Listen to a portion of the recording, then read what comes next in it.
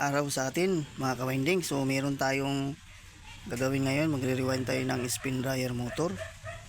So ito yung aking computation mga kawinding sa kanyang gagamitin nating magnetic coil sa pagre-rewind. So ito yung kanyang data mga kawinding, kinuha ko ng data.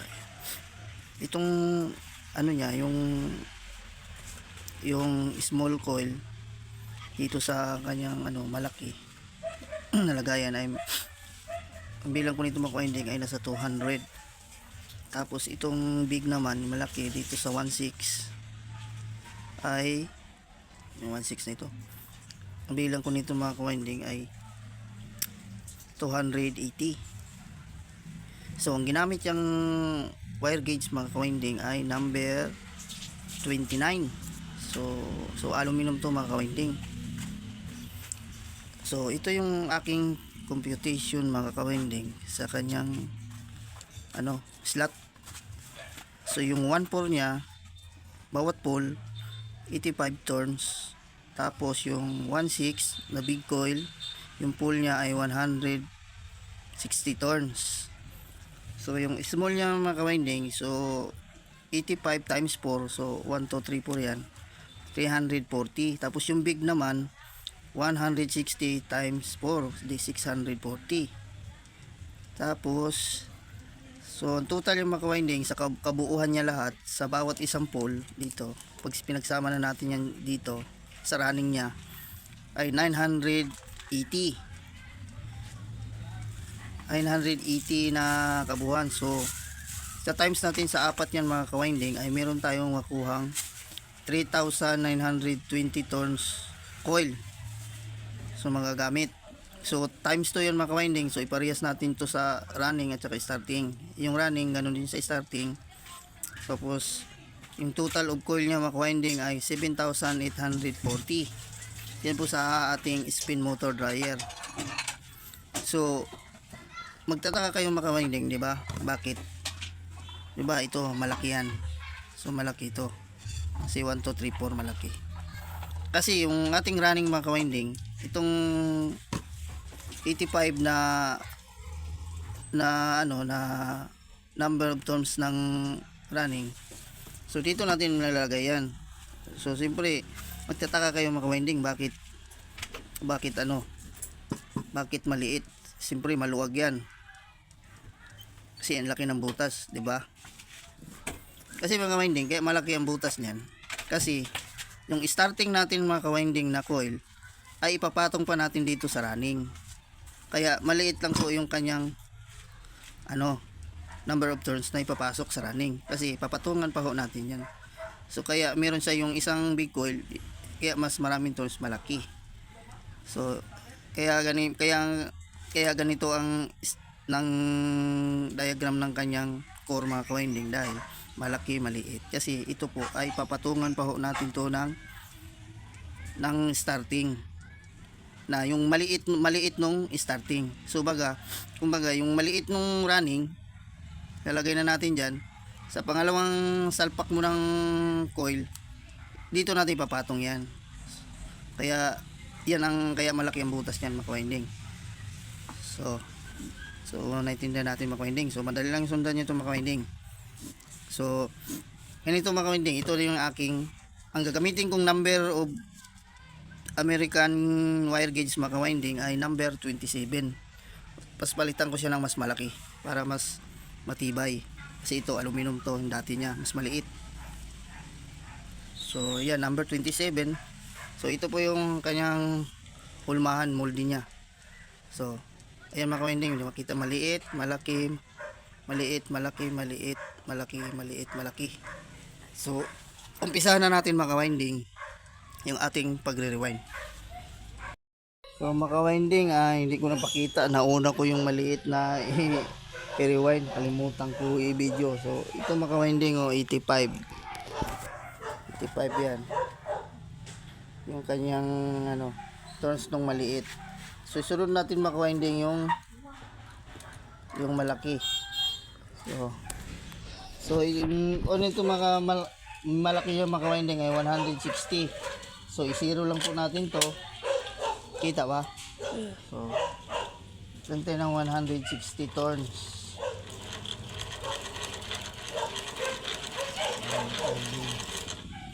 So, sumabit. Dali. Dapat ulit siya. Nasabit kasi dito sa aking ano. So, ganito naman mga winding. Dandahan lang.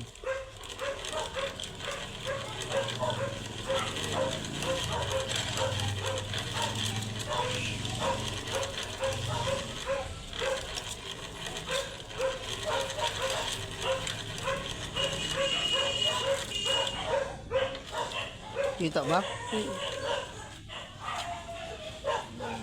Eh, magalaw.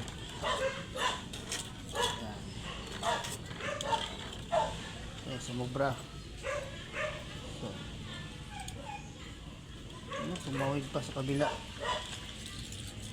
Yan. Yan natin. Yan, 160. Ayan mga ka-winding, 160. Ayan. So, isunod din natin yun. Maliit na naman mga ka-winding. So, 85. Ayan. 85. Zero natin. Tayo sa 85.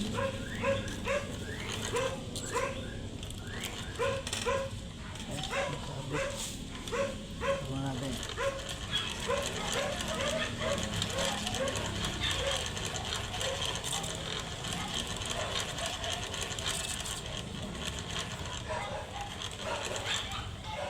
Sobra. So, ayan. Ayan mga ka-winding, 85. Ayan. So, ganun lang mga ka-winding lahat. So, popost ko muna mga ka-winding. So, magkalabasan total nito mga ka-winding ay ano 900 3,920 pag nabuo natin lahat to. So, post ko muna mga ka-winding. Ito mga ka-winding. So, yun, nalagay na natin mga ka-winding. So, ganyan position yan mga ka-winding ng ating coil. So, paglalagay nito mga ka-winding, ganun rin, counterclockwise din. So, ayun mga ka-winding, kita nyo, di ba maluwag? Maluwag pa yan. Maluwag siya. Papatungan pa natin, dyan natin ipapatong yung kanyang starting mga ka-winding. Yung starting coil. So, kung ano yung kurma nung posisyon ng running mga ka-winding, so ganun din yun sa starting. So, ayan. Yan ang naging forma na yung mga ka-winding. O, ayan. Maliit tsaka malaki. Magkadikit lang yan sila.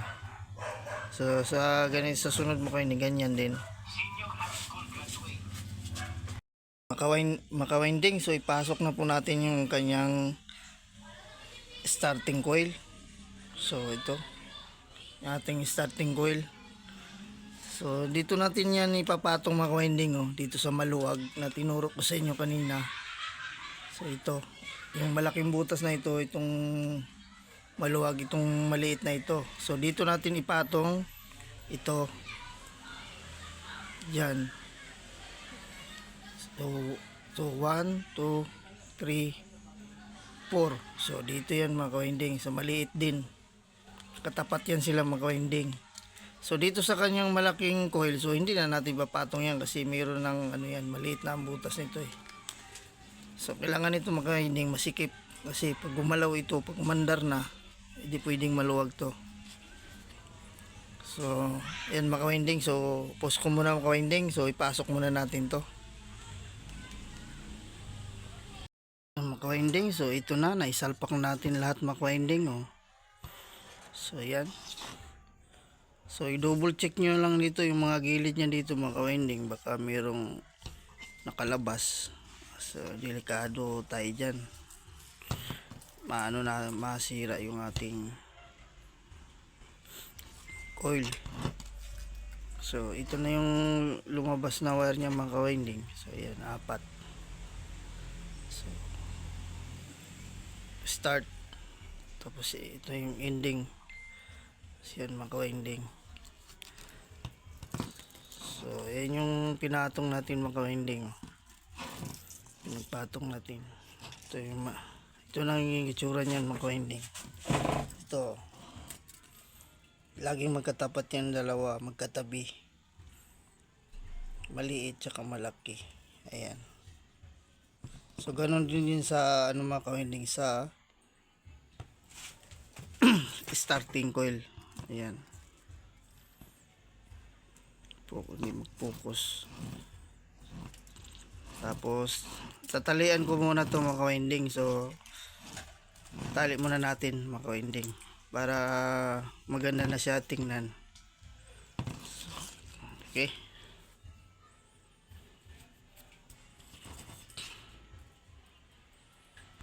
So ito mga kawinding, so natali na natin. Ay mag-focus Ayan mga kawinding. Focus. Yan. So ayan mga kawinding, natali na natin. So nilagyan ko tong kanyang starting coil ng piece paper para tumibay yung kanyang motor. So tapos mga kawinding ay lagay natin to sa Coca-Cola. Ayan o. Tapos gusto mo ka-winding ay pupukpukin natin yan. Ay mag-focus yung camera ko So ganun lang natin yung mga ka-winding para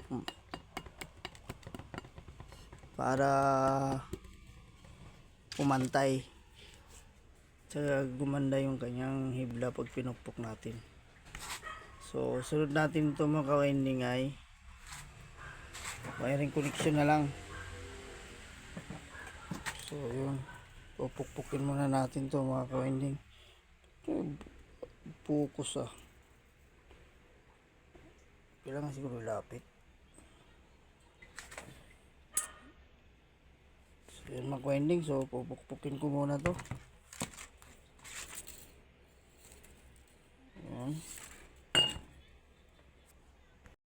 Mga ka-winding, so bago po natin itali yung kanyang yung kanyang wire, yung magnetic coil. So kuhanan muna natin mga ka-winding kung may putol ba siya o wala. So kasama na nung pagkuha natin ng kanyang resistance. So dito muna tayo mga ka-winding sa kanyang running coil. Kung ilang ohms ba ang makuha natin.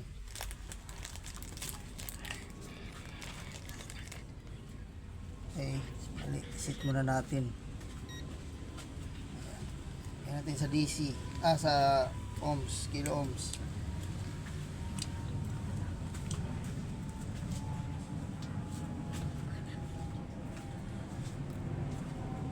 Okay, so meron tayong nakuha mga ka-winding 37 flat weighting, bago. Ayan natin. So 36.9 ohms mga ka-winding sa running. So dito naman tayo sa starting coil.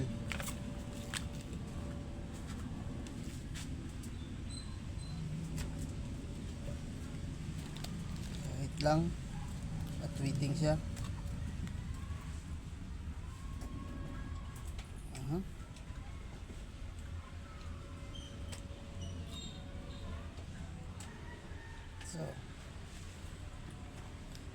So meron din siya nakuha tayong 36. So pareho lang siya mga winding. So pareho kasi pareho lang ginamit natin kanyang number of turns ng starting tsaka running. So lagyan natin ng wire nito mga winding at saka fuse. So ito yung kanyang mga winding. Ito yung start ng running, ito naman yung ending. Tapos yung start, yung sa starting, ito yung start, ito yung ending. So kung pagsasamahin natin mga ka-winding ay start ng running tsaka ending. So ito mga ka-winding, itong dalawa. So yan, lupot natin ganyan. Tapos itong matitira mga ka-winding, so sa line capacitor na to mga ka-winding. So kahit magkabaligtad kayo ng lagay dito maka-winding ng line 2 ng kapasitor, line 2 para basta yung line 1 natin itong common, so itong dalawa magkasama, so common na to. So alin man dito sa dalawa maka-winding ang halimbawa magkamali tayo, so walang problema yung maka-winding kasi parehas ang kanyang ginamit. So ang magiging problema lang niya maka-winding ay baligtad ang ikot, reverse tsaka forward. So doon tayo maglalagay maka-winding sa forward. So ito maka-winding, lilinyahan muna natin yung kanyang wiring. So ito na yung maka-winding, so lalagyan ko lang so para i-testing natin. So ito yung dati maka-winding, yung huling upload ko. So ito muna natin gagamitin yung kanyang housing, papalitan natin to kasi ito para makita nyo na umaandar yung ating rewind.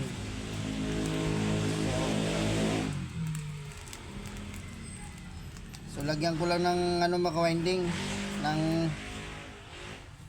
insulator, yung tubing. So post ko muna maka-winding ha. So maka-winding, so bago po isalpak natin sa kanyang housing ay check natin uli.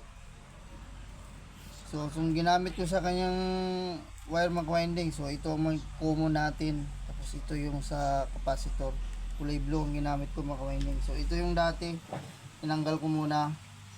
So ito yung dati kong i-rewind, so ito salpak natin dito yan maka-winding. So kuhanan pala muna natin ng resistance, yung common tsaka running, running at tsaka starting. So ayan, para makita nyo. So itong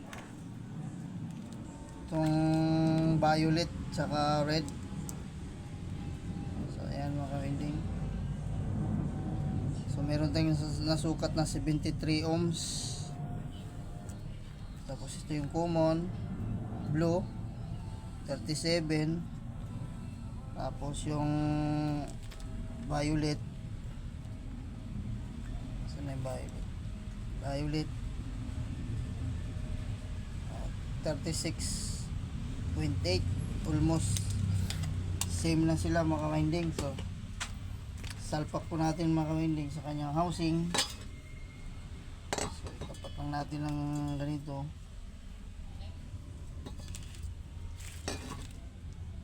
Pero lusot muna natin.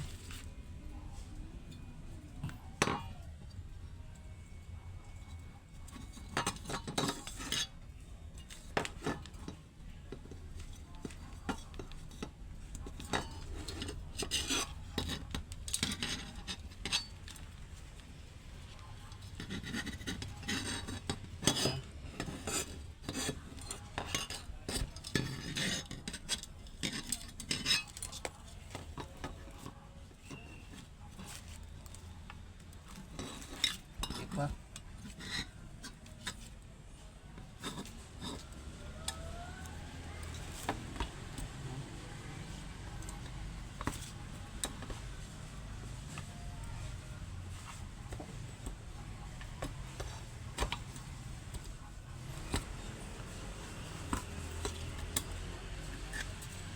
Ayan, maka-winding.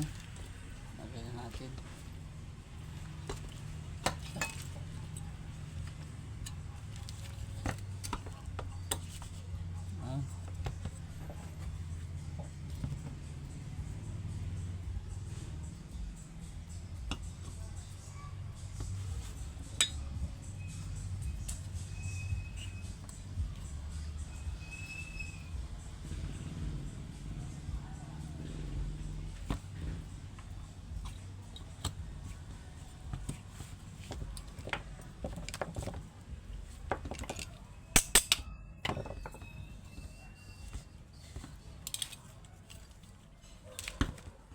Tuturnulihon ko muna maka-winding. Ayan maka-winding na ilagay na natin yung ganyang housing. So testing na po natin. Ito po yung kanyang wiring connection. So lagyan lang natin mga winding ng lagyan na ng masking tape para makita. Okay, cute. So ayan, winding. So ayan, ganyan yung ikot yan mga winding. So saksak na po natin. So hawakan ko lang mga winding kasi pumapalag to eh. So, ayan. Ayan mga winding oh.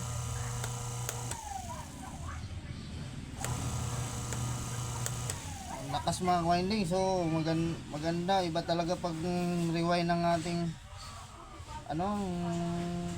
motor. So malakas. Umiikot. Ayan mga winding oh. Sumasayaw. So mga winding, so hanggang dito na po tayo mga winding. So kung bago lang pa kayo sa aking channel, so please subscribe na lang po at pahit ng notification bell para updated kayo pag may video tayong bago. So salamat mga winding. So ito na ang connection yan mga winding. So yan, so tutubog na lang natin to sa varnish mga winding. Ito na yung una nating last video.